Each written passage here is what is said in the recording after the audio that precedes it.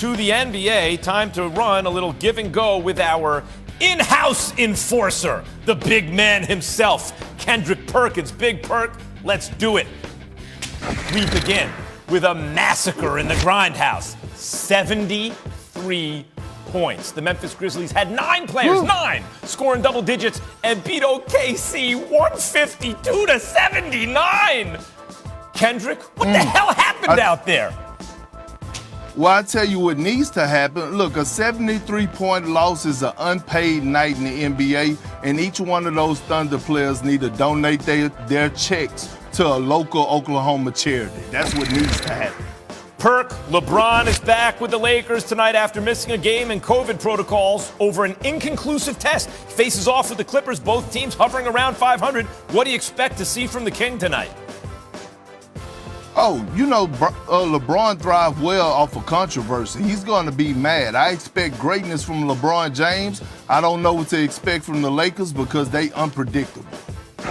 Another big game on the slate tonight, the late game here on ESPN. Two of the best records in basketball face off again. Suns-Warriors. When they played Tuesday, Steph Curry had the worst shooting night of his career, and Phoenix won without Devin Booker in the second half. Perk, what do you expect tonight? I expect Steph Curry to bounce back. He won't have another shooting slump like he did. I expect the Golden State Warrior role players to play well at home. Phoenix is coming off a back-to-back. I got the Warriors winning this game tonight and ending the Phoenix Suns win streak. How much of that shooting slump, this is the worst performance of his career shooting from long range, Perk, how much of that was Mikal Bridges playing well, right? Like, how much of it was just an off night by Steph, and how much it was the defense causing him a problem?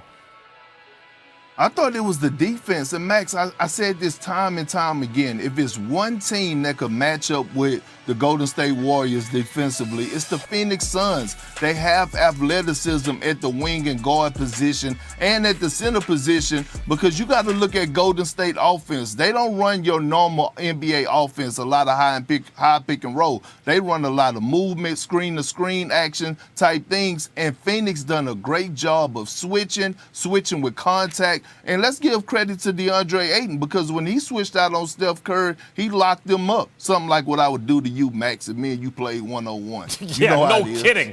No kidding, genius. What do you think would happen? Hey, Perk, you know, I love, you and I were talking about it on the radio before as they were putting this Phoenix Suns team together. Reminds me of a better version of what they did with the Bulls, right? Sometimes you have a team and they get the pieces and you just look at it, you go, ooh, that just fits.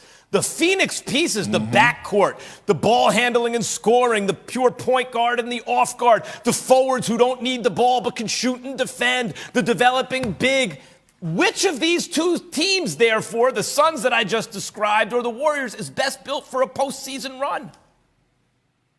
I'm going with the Phoenix Suns, Max. I'm going with the team that represented the Western Conference last year that brought everyone back and added a few pieces. A guy like JaVale McGee, a guy like Landry Shamet. They got better. And when you go through those battles of actually having a run and going to the finals, you get experience. And that's what those young guys in Phoenix got. They got experience, and they got veteran leadership in Chris Paul and Jay Crowder. And by the way, they got a hell of a head coach in Monty Williams. But you know, Perk, the Lakers in the second half of the season, once Westbrook figures it out, which always happens in the second half, he's always with a new team. We always think he's past it. Then he figures it out.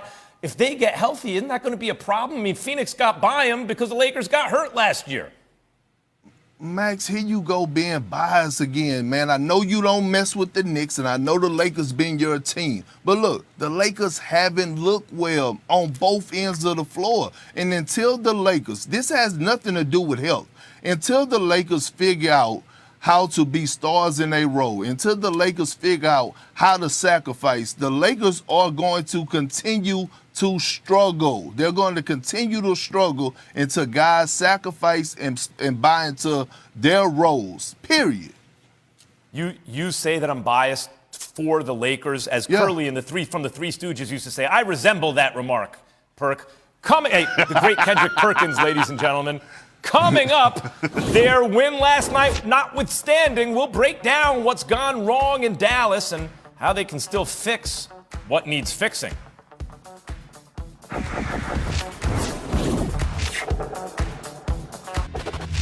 Okay, it's time to run a little two-man game with the host of the excellent Jalen and Jacoby, David Jacoby, ladies and gentlemen. Let's run that two-man game. Let's do it. Ready? Okay, let's do it. Go. All right, we start in Milwaukee where somebody freaked Giannis. Miles Bridges on the break. There he is, catches an oop right on the head of the reigning Finals MVP. Is Miles Bridges the biggest body snatcher in the league right now, David? Yes, and he's also really improved his jump shot. He used to just be like a freak athlete. Remember him in Michigan State? But he's really improved his scoring and his all-around game. It's not just highlight dunks for Bridges anymore. They can rely on him for consistent offense, and he's provided all season long. All right, but it wasn't all about the dunk last night. This was a great game with LaMelo Ball and Giannis exchanging buckets down the stretch. LaMelo had 36, 9, and 5. Giannis with 40, 12, and 9, plus the game winner. What did you take away from this matchup? Look at this, going to his left, reaching back with his right. I love this game, and people say there's no such thing as moral victories. I completely disagree. Huge win for the Hornets in a loss, going toe-to-toe with the champs. Back and forth, exchanging shots. I really, really like this Hornets team, the way they've improved from last year to this year. Superstar that kind of can produce like the MVP Finals. And we have a classic Eastern Conference throwback tonight, a Knicks-Bulls game that actually matters. What year is this? It's been 25 years since that happened. The Knicks were in the playoffs last year, but the Bulls made moves in the offseason and are presently top 4 in the conference. Jacoby, before we get into tonight's matchup, please try to explain to the youths out there why this rivalry matters. I don't need to explain to you, because you were here and you lived it, but the double nickel game. Like when the Bulls come to town, the Starks dunk. And then there is also the Scottie Pippen dunk. Like some of my best NBA memories are the Bulls coming to the Garden and playing in the world's most famous arena, and the sound of Marv. That baseline move from Jordan right there. Like, this is a classic rivalry that literally hasn't mattered in decades. No, and the youths don't even know about it. By the way, people think the Knicks won a playoff series. No, they didn't. People just thought maybe they would. Game 7. There was one Game 7. That was the best. It was one of the only Game 7s that Jordan was ever forced to play in. Who have you been most impressed with on the Bulls this year so far? Lonzo Ball. We know what we're going to get from DeMar DeRozan. He scores 25 every time he puts on sneakers. But Lonzo Ball's improvement in his jump shot and his defense, he's shooting 44%. Remember his jump shot coming out of UCLA? It was around his ear. Now he's shooting 44% from 3. He's really improved year after year after year. He's kind of forgotten about, drafted by the Lakers, went to the Pelicans, but he has really helped them defensively, which is one of the biggest questions going into the season, is can they get stops, and he helps. What team would Lonzo not have improved? He shoots, he defends, he grabs rebounds. The ball, he doesn't care about his stats. Yes. He's a good team. Like, what do you? Okay, Knicks were one of the best teams in the East last season, but the whole conference has improved, and they're in the middle of a brutal stretch of their schedule. What do they need to do to get back into the top half of the East? Oh, they are not going to get back into that number 4 spot. I mean, if you remember last year, it was kind of like miraculous that they even got there, because the difference between 4 and 7 was so small.